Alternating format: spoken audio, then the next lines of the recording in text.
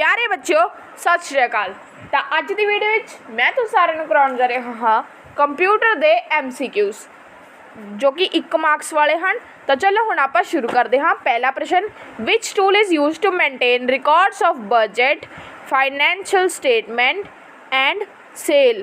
तो इसका उत्तर है स्प्रैडशीट। तो देखो अगे जाने तो पहले मैं दूसरे दसना चाहांगा कि यह जो प्रश्न मैं करा रहा हाँ अज की वीडियो में यह तो पेपर में आने के चांसिस हैं। दूजा, MS word automatically enters page break when we reach at the dash of the page. तो इसका उत्तर है एंड। तीजा, when we type in a document dash wavy lines appear under the spelling misspelled words. तो इसका उत्तर है red. चौथा, entrance plus exit and exit are the most common effects of. तो इसका उत्तर है एनिमेशन। पांचवा प्रश्न, dash is the blank space at the corner of pages. तो इसका उत्तर है मार्जिन।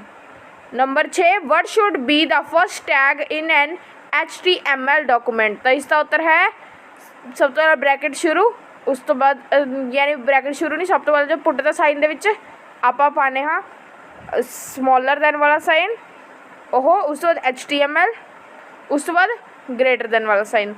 अगे what is the correct tag to insert line break in HTML document. सब तो पहला स्मॉलर दैन वाला साइन, फिर BR, फिर ग्रेटर दैन वाला साइन।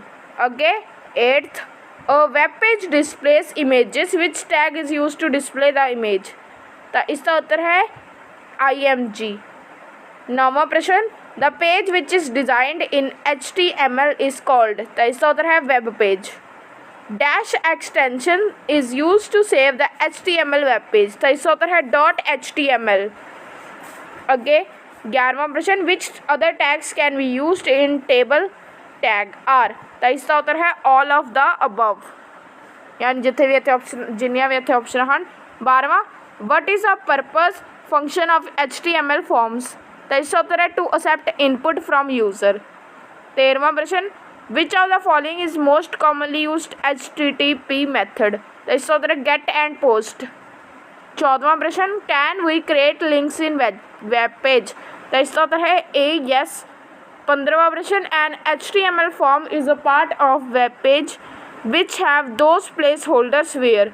तो इसका उत्तर है बोथ ए एंड बी इसलिए क्योंकि information is filled by user and then send to web server. 16वां प्रश्न, a container tag that allows multiple lines of input for a single data item is. तो इसका उत्तर है टेक्स्ट एरिया। 17वां प्रश्न, which program is used to create books, magazines, newspapers, flyer, pamphlet and other types of printed documents। तो इसका उत्तर है desktop publishing।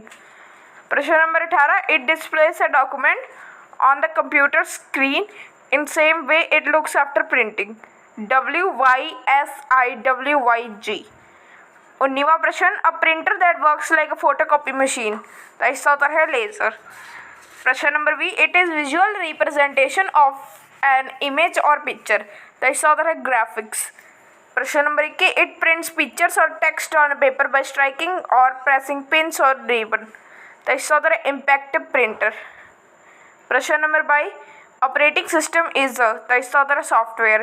प्रश्न number 23, running multiple applications at the same time is called. तो इसका उत्तर है मल्टी प्रोग्रामिंग। प्रश्न number 24, it makes us able to restrict unauthorized access to applications and help us to use internet safely। तो इसका उत्तर है firewall। प्रश्न number 25, the time period between accepting input by system and to display updated information is called। तो इसका उत्तर है response time। प्रश्न number 26, in which system it is possible to access server remotely from different location। तो इसका उत्तर है network operating system। प्रश्न number 27, application which is used to design attractive advertisements and publicity contents। तो इसका उत्तर है पब्लिशर। प्रश्न number 28, publisher makes quick publication by using. तो इसका उत्तर है विजार्ड।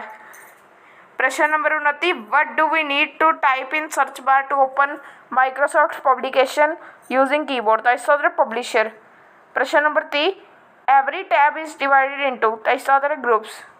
प्रश्न number 31, after making publication publication can be saved by clicking save option from. तो इस तरह फाइल। प्रश्न number 32 close publication by clicking dash button in file menu. तो इस तरह क्लोज। तो अज की वीडियो इन्ना ही। मैं तो सारा मिलूंगा नैक्सट वीडियो। इस वीडियो पूरे देखने के लिए धन्यवाद।